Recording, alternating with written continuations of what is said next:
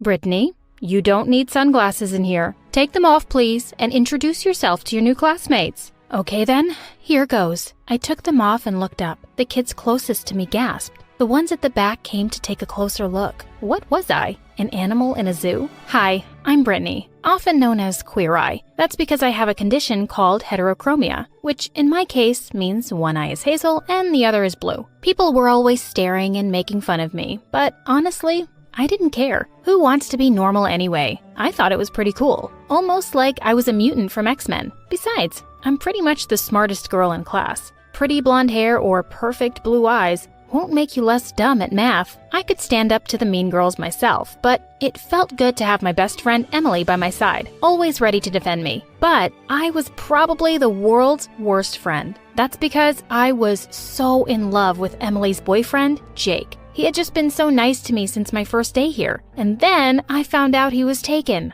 One day, we were hanging out at Emily's place and watching our favorite channel, My Story Animated. I sneaked a glance at Emily and Jake, and it made my heart hurt. I'd take this secret to my grave. I went back home and couldn't find my key. I banged on the door till my hands hurt. After ages, some random woman opened the door. Who are you? And what's wrong with your eyes? Who are you? And what are you doing in my house? I literally had to show her my ID before she let me in. Seeing the pile of dishes and all the mess made me so angry at Dad. Ever since Mom had left us when I was 4, Dad had just stopped caring about me. All he did was spend money on himself and bring home a new bimbo every other day. I slammed my bedroom door shut and put on some loud music, singing along with the only thing that made me feel good. Some days, I felt so lonely around here. I really wish I had a sibling. One evening, when I answered the doorbell, I was shocked to see who was standing there. It was a tall, lanky boy who looked a couple of years older than me, and he had the same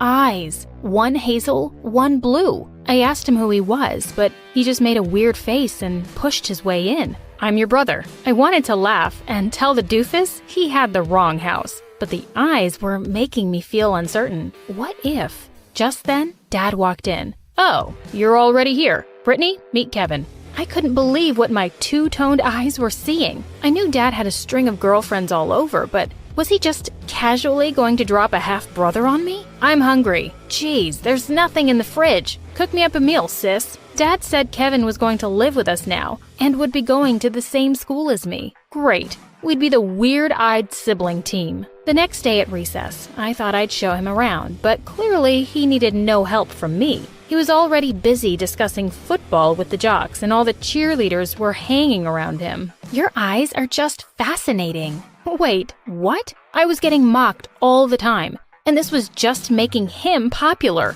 So unfair. The more I got to know him, the dumber he seemed to me. All he did was eat, play football, and watch TV. Why did God send me such a stupid guy, and could I return him? I had more important things to focus on. I was part of the team participating in the nationwide math triathlon, and I was so proud when I led my team straight to victory. When I got back to school, I rushed to find Emily to tell her about it. Suddenly, I spotted Jake in the cafeteria, and my heart did a funny little jump. When I asked him where Emily was, he said she'd left school early today. Then he spotted the medal around my neck. Oh, Brittany, congrats. Of course I knew you'd win. You're the smartest person I know. And then he suddenly hugged me. Okay, Jake, this might just be a friendly hug to you, but my stomach is doing backflips right now. Later, as I was listening to sad ballads in my room and singing along to them in my mirror, Kevin barged in. I shouted at him for coming in without knocking, but he just jumped onto my bed.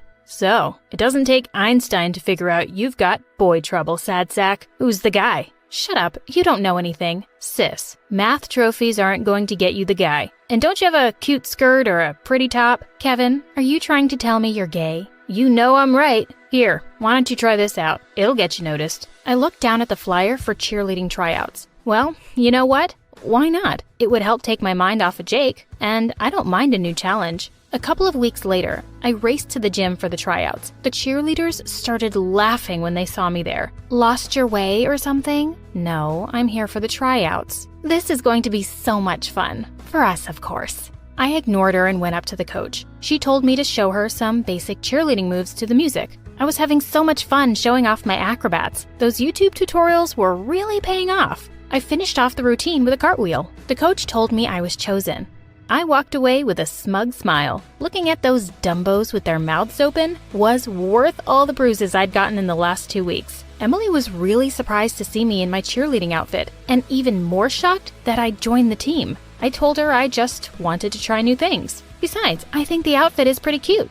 Looks good, right? You looked just fine in your own clothes too, Brittany. Geez, why'd you have to be so perfect, Jake? Turns out everybody else in high school was pretty stupid. I could just see people looking at me differently when I started going around in my cheerleading outfit. Add a ponytail and some makeup, and suddenly every boy will want to talk to you. After a practice game one day, Ricky walked up to me and asked me if I'd like to go to the homecoming dance with him. I almost wanted to say no, but I caught sight of Jake and Emily just then and said yes. Walking in on Ricky's arm, I felt pretty good about myself. I had to admit, being popular was fun. I got so many compliments on my dress, which, weirdly enough, Kevin had picked out for me at the mall. As a slow dance number came on and Ricky pulled me close, I stopped feeling happy. He wasn't the one I wanted to dance with. Wait, was I imagining things? Why did it feel like Jake kept looking at me? Our eyes met every now and then, and I swear I felt sparks. At the end of the dance, I looked around for Kevin but noticed he and his friends were missing. I'd told the idiot I'd be going back home with him. I told Ricky to drop me home, and I was not ready for what was waiting for me. There was a party in full swing at my house. The whole football team and all the cheerleaders were busy dancing and eating pizza. I found Kevin on the sofa making out with the head cheerleader. So gross. I dragged him away and asked him how he was even paying for this. Stole Dad's credit card. I just stormed off to my room and locked the door, trying to cover my ears with a pillow all night. When I went downstairs the next morning, I looked around in horror. The whole place was trashed, and Kevin was nowhere to be seen. I'd been a fool thinking he wasn't all that bad. If he thought I was going to clean up everything, he could think again. I took pictures of the mess and sent them to Dad with a text. Come now. By the time Kevin had turned up in the evening, Dad was already waiting for him. And boy, did he go off on him. He was grounded for a month, without any allowance. You're such a snitch, Brittany. I was gonna take care of things before he got back. You'll pay for this. Kevin obviously stopped talking to me. Emily kept asking me to hang out with her and Jake, but I was avoiding him since the dance. I'd been getting so distracted by everything lately. I got an A- on a test. I tried to focus on studying, but found myself writing soppy song lyrics in my notebook. I saw a sign-up sheet on the school board the next day. The drama club needed backstage volunteers. I immediately put my name down. I needed a distraction, and this stuff would look good on my college application. When I went to the auditorium later, I was shocked that Jake was one of the volunteers. Haven't seen much of you lately. Yeah, just been busy. You know, school and stuff at home. I sounded so lame. He could probably see right through my lies. We were painting one of the cardboard sets, and we had just started talking.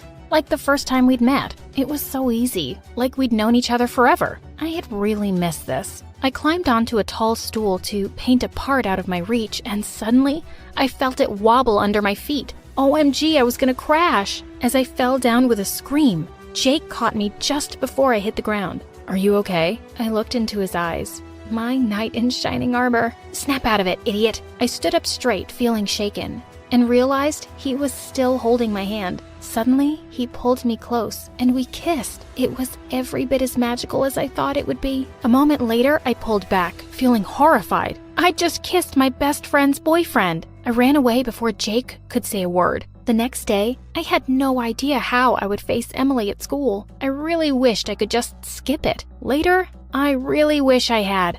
As I put my things in my locker and turned around, I got a sharp slap on my face. Standing before me was Emily, looking furious. How dare you kiss my boyfriend? You were the one person who I never thought would betray me. Everyone in the corridor was staring at us in silence. Emily, please listen. Don't even try to deny it. Your brother sent me a picture of you two. You're even worse than all those mean popular girls you always mocked. She turned and walked away, and I burst into tears and ran out. I went home, and the minute I saw Kevin on the couch, I attacked him. How could you do this? What were you doing? Going around spying on me? So what if I was? Any idiot could see those puppy eyes you make at Jake. I knew something was up, and you snitched first. Just then, Dad walked in on the two of us wrestling on the floor. Hey, idiots, cut it out.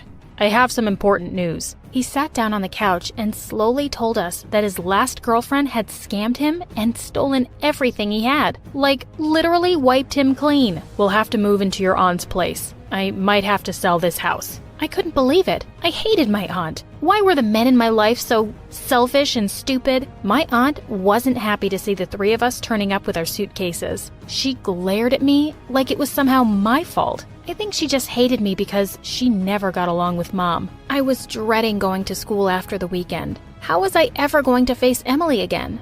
And what about Jake? My eyes locked with Emily's for a second, and I waved to her, but she just walked on like I didn't even exist. Jeez, this was killing me. Moping alone on the bleachers during recess, I suddenly felt a hand on my shoulder. Jake! He sat down next to me. "Brittany, Emily and I broke up." How could my heart be soaring and sinking at the same time? "Since the first day I met you, I thought you were the coolest person. I can't help it. I think I'm in love with you, Brittany."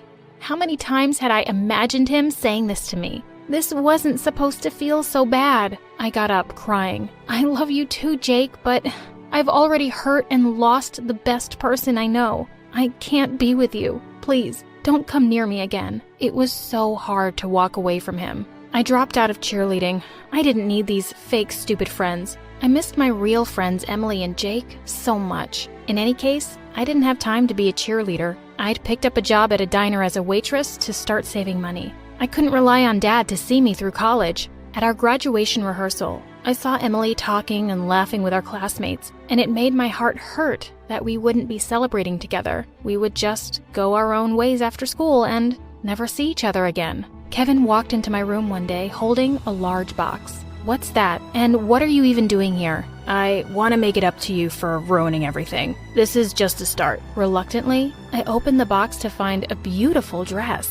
He said he'd been saving up to get me a grad dress because I didn't really have good taste. "Also, I have a plan to fix things with Emily. Want to hear it?" On graduation day, I was valedictorian for our class and was asked to come up on the stage to make my speech. My heart was pounding. I was almost at the end of it. This was it. In the end, I just want to say that being in high school would not have been the same without one very special person. I know I've messed up big time, and I want to make it up to her with a song I wrote. I could see Emily's shocked face in the crowd. "On all the roads and all the bends, you were there for me, my one true friend. You're the best person I've ever met. The times with you I can't forget.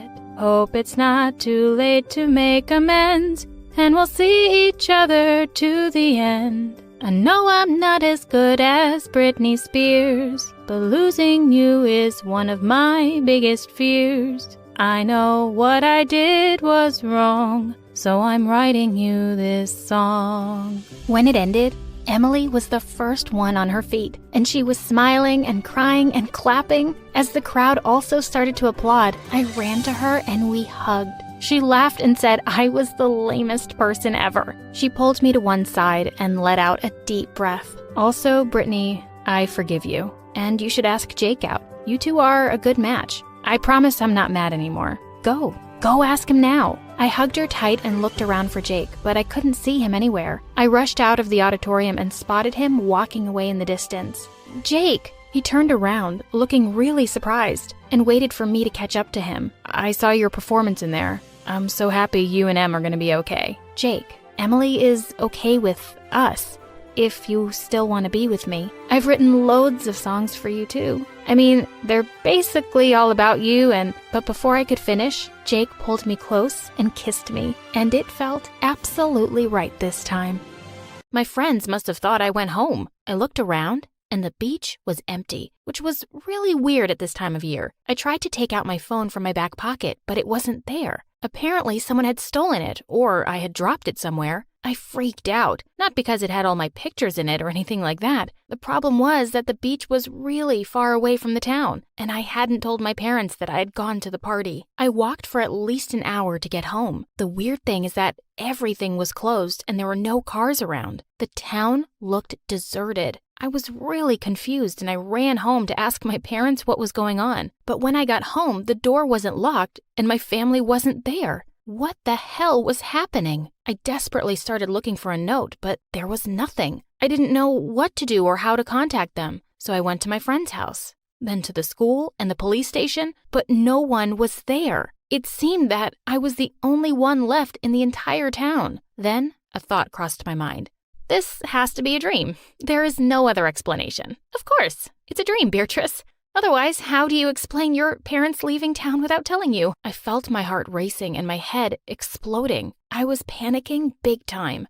I tried to calm myself down, but it wasn't easy. I thought to myself, whatever is going on, I need a plan. Right now, the most important thing is food. I decided to go to the town center where all the stores were. To my surprise, all the stores were open. I ran into the supermarket to eat something. I was starving. I was alone in a town full of shops that were open just for me. And the best part was that I did not need any money. I decided to explore the abandoned shops. I started with the most beautiful clothes shop in town. I tried on some sunglasses and high-heel sandals and started walking like a model in the dressing room. I tried on all sorts of dresses and outfits. The fabrics were amazing and the jewelry was impressive as well. I danced for a while, and the next day, while I was shopping at the supermarket, I realized that if everything is open, the bank must be too. I grabbed an iced coffee can and some brownies and went to check the bank. Unfortunately, when I got there, it was closed, but I had an ace up my sleeve. I remembered the back entrance my father talked about. My father worked at a bank, and sometimes he had to start working really early, so he used an old entrance that was at the back of the bank. One time, he had to take me to a doctor's appointment, but he needed to drop off some papers at the bank first. So we left early, and he used the old entrance because the bank was closed. I observed him and memorized the passcode. If I was lucky enough, the passcode would be the same. Well, it turns out Lucky is my middle name. I opened the door and started exploring the bank. At some point, I saw a large round door with some kind of metallic ship wheel and a code next to it. I assumed that would be the vault. No wonder this bank was robbed twice. I mean, if a teenager can get in without setting off the alarm. I approached the vault. Apparently, the video games and movies I've been playing and watching are quite accurate when it comes to bank vaults, because after a few tries, I somehow managed to open it. The inside was full of safe deposit boxes. I tried to open each and every one of them, but there was no use. They were all locked. When I was about to get back out, I noticed a small key with the number 58 on it. I picked it up and looked for the safe deposit box number 58. It opened. I looked inside and there was so much money inside. I took a stack of cash and made my way out of the vault. I closed it and went back outside. It was dark. I hadn't noticed how fast time passed. I guess opening the vault took me more time than I had thought. I was tired, so I went back to the mattress store and lied down, but I could not sleep. I stared outside at the calm street. I thought, if this is a dream, it feels more real than I expected. I was starting to get a bit scared. I needed answers. As usual, I woke up and went to the supermarket to eat. Then I decided to go to Tommy's, my crush's house. I mean, if no one was there, it wouldn't hurt to take a sneak peek. Plus, I might get some answers. Who knows? The door was locked, so I had to climb to his window, which, thank God, was open. I jumped inside and instantly started looking for his diary. I thought, if I want to get the dirt, I need the most reliable source. While searching for the diary, I noticed a phone, and it had no PIN code. I'm saved! I yelled frantically. I tried to call my parents, but there was no signal. I checked the phone, and it was supposed to work. The SIM card was inserted, and the phone seemed to be a new model. I sighed and continued the search for the diary. Found it! I was really excited. I wanted to know what Tommy thought of me. Sometimes when I was at the store, we flirted a little. I had actually managed to get his phone number and we've been texting lately. But he never asked me out and I wanted to know why. I started reading the diary and I could not believe my eyes. There was a chance that I might have been the only one who was doing the flirting. In fact, the last page of his diary said, "Should I tell my parents I'm gay? OMG. I've had a crush on this guy since forever and he is gay." I was crushed and felt so stupid for a moment. How could I not see it? I put the diary back in its place and made sure to take the phone with me, just in case the signal came back on for some reason. I went down the stairs and opened the door from the inside. I didn't feel like climbing down the window again. I went back to the supermarket, loaded a cart with a bunch of junk food and a gigantic box of ice cream, and headed to the cinema. I had worked there, so I knew how to operate the projector. I sat in the back row so that I could keep my cart close. I grabbed a plastic spoon and dug into my chocolate ice cream to console myself. Now I know who's been robbing my ice cream. I jumped at the sound of a boy's voice. What the hell? I said, I thought I was alone. The boy said, well, that makes two of us. I looked at him in disbelief. He looked at my confused expression and said, I'm Derek, remember? We have algebra and biology together. Of course I remembered him. He was Tommy's best friend. Or now that I think about it, maybe his boyfriend? Derek looked worried. Beatrice, you okay? Yes, I'm okay. I'm just surprised to see anyone, I said. He looked at me and asked, do you know what happened? I shrugged and told him how I woke up at the beach and had to walk back to town, only to find that everyone was gone, and that I've been wandering in the town for days. He told me that he's been wandering the town for days as well, but that he came to this area just yesterday. I looked at him while he was talking, and for the first time, I realized how cute he was. No, he was actually handsome with those blue eyes and black hair. That sure is a winning combination, I thought to myself. Derek looked at me and asked me, so what are we watching? I blushed and told him that this was a romantic movie you watch when you feel down. Derek and I talked through the entire movie. I wanted to watch the movie, but I didn't mind. Derek is actually awesome. We turned out to have a lot in common. Actually, we were so caught up in our conversation that we didn't notice when the movie was over. After a while, we decided to go outside. It was already dark. I told Derek I was sleeping at the mattress store, and if he needed a place to sleep, he should come with me because the store was full of comfy mattresses. Derek was a ray of hope in this nightmare. I didn't want to let him go. He agreed, and we went to sleep on 2 mattresses in front of each other. The next day when I woke up, I caught Derek looking at me and smiling. He said, "Good morning, sunshine." I can swear my cheeks caught fire. We got up and had breakfast. I told Derek that there were still a few places I had not explored and that I would love it if he were to join me. He gave me the biggest smile and told me, "Of course, I'll come with you. It's not like I have better things to do anyway." And he winked at me. I was so glad I wasn't alone anymore. We spent the next 2 days talking, eating, and flirting, actually. He was so sweet and handsome, and I was actually falling in love with him. One day, while we were having a picnic in the park, we started hearing a lot of noise and saw a few cars arrive. I jumped up smiling and said, "We are saved!" To my surprise, Derek looked really anxious and scared. He grabbed my arms and pulled me down and said, "We need to leave. Now." I stared at him confused.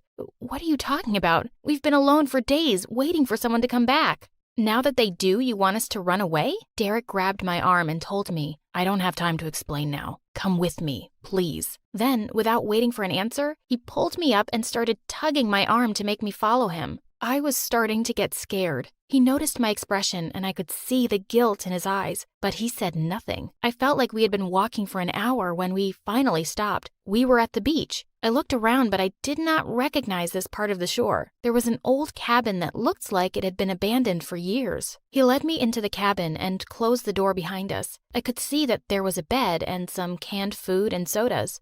OMG, did he just kidnap me? I hit him in the stomach with my elbow and he let go of my arm. I ran to the other wall. He told me, "Please, don't be scared. I mean you no harm." I did not believe him. "Beatrice, I need you to listen to me." "What could you possibly have to say?" I asked. "I have a confession to make," Derek said. I stood there silently. Everyone was evacuated because they thought a tsunami would have hit the coast. I stared at him in disbelief. He continued to explain. It turned out that the whole town was evacuated very early in the morning, and the beach was too far for me to hear the emergency sirens. My parents tried to come back, but the police wouldn't let them and told them that everyone had been evacuated. I took my parents' car and came to check on you after I heard your parents say that you did not leave with them. I needed to know you were okay." He explained that on his way back, he heard on the radio that it was a false alarm and that it would take some time to get everyone back into their town because the authorities did not want to cause chaos. They had decided to start sending people back to their towns, but decided to do it one town at a time in alphabetical order. Our town was called 𝗥𝗘𝗖𝗓𝗠𝗘,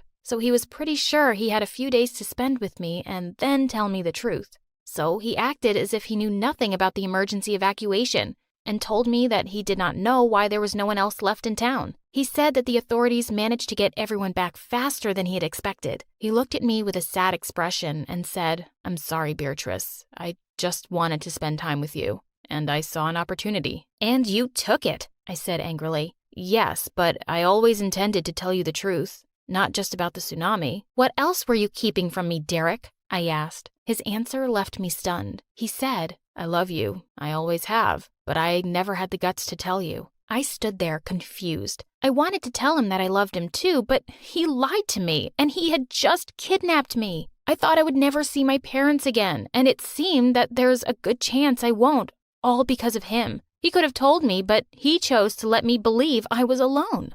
I stared at him for a moment and said, You say you love me, but you lied to me. And on top of that, you kidnap me? Kidnap you? No, this is not what this is. Oh, I'm sorry. The last time I checked, when you force someone to follow you against their will and you lock them up somewhere deserted, it's called kidnapping. He looked at me with a confused look, opened the door and said, I'm really sorry, Beatrice. I hope you'll forgive me. He went outside and locked the door behind him. I ran to the door and tried to open it, but with no luck. Then I started pounding on the door, screaming my lungs out, but there was no point. I sat on the floor and cried in fear. I thought no one would find me. This part of the beach was totally deserted. After a while, I fell asleep. When I woke up, I saw a disposable phone next to me. I opened it and saw there was a text message. It said, I'm terribly sorry. I never meant for this to happen. I had actually planned to take you on a romantic date to this cabin. That's why there are candles lying around. I looked around me and noticed the candles. He was telling the truth.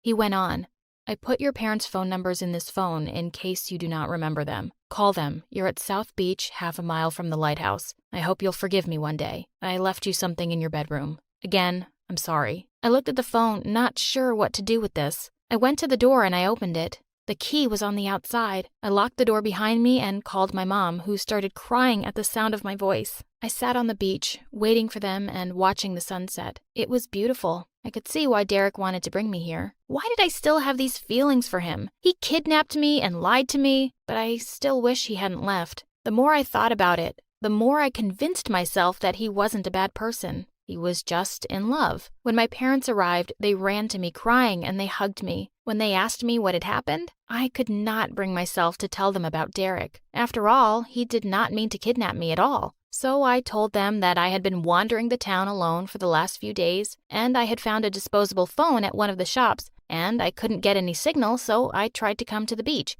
and check if there was any signal here. My parents didn't question me. They were just so happy that they had found me. When I got home, I remembered what Derek had told me about leaving something in my room. I excused myself and told my parents that I was really tired. I went to my room and started looking around. Then I found an envelope. I opened it. Derek had printed a few selfies that we took with his camera. We looked so happy, and I remembered being happy at the time. Little did I know what would unravel later. A few days after everyone had returned and life went back to normal, the police called. They told my parents that I had robbed the bank during the evacuation. Apparently, the surveillance cameras were still working and filmed me taking the money from the vault. I know what you're thinking. Who is stupid enough to forget that there are surveillance cameras at the bank? But hey, I thought it was just a dream. Anyways, we went down to the police station to answer some questions. When I went in, a police officer asked me my name, and when he looked at the file, I could tell he was about to laugh. He told us to sit down and explain that the bank manager decided not to press charges because he knew me since I was born and did not want to compromise my future. Even though he did not press charges, the officer told me I had to complete 40 hours of community service, which I didn't mind. There's something else you should know, the officer said with a smile on his face. You have accidentally robbed your father. I looked at the officer in disbelief, while my father giggled. Even though I was relieved, I was so embarrassed. The police officer proceeded to tell me that I could go, but that my father had to stay in order to fill out some documents to state that he would not press charges against me. That sounded absolutely ridiculous to me. In any case, a month had passed after these events, and I couldn't stop thinking about Derek. In the end, I caved in and called his parents. They told me that he had left town the day after everyone had come back to stay with his uncle for the summer vacation. This meant that I would not see him for another month. The idea of not seeing him made me feel sad and mad at the same time. How could he just leave like that? Did I mean nothing to him? I would have at least expected a proper face-to-face apology for what he had done to me. I was raging with madness. I took my bike and started riding it as fast as I could, hoping it would make my stress go away. I pedaled and pedaled until I realized where I was going. For some reason, I had ended up at the cabin. I got off my bike and tied it to a palm tree on the sidewalk and started walking toward the cabin. Then I stopped. In the corner of my eye, I saw someone sitting on the shore. I knew my mind was probably playing tricks on me, but from the back, it looked like Derek. I had so many mixed feelings. I was scared and yet still wanted to talk to him. So I thought to myself, for 3 days you did whatever you wanted because you thought you were dreaming. Just do what you want to do. Stop overthinking this. I took my own advice. I slowly started approaching Derek and the beautiful sunset. The closer I got, the faster my steps were, as if there were a magnetic attraction between us. I put my hand on his shoulder and he turned to look at me. 1 heartbeat later, his lips were locked with mine in front of the beautiful sunset.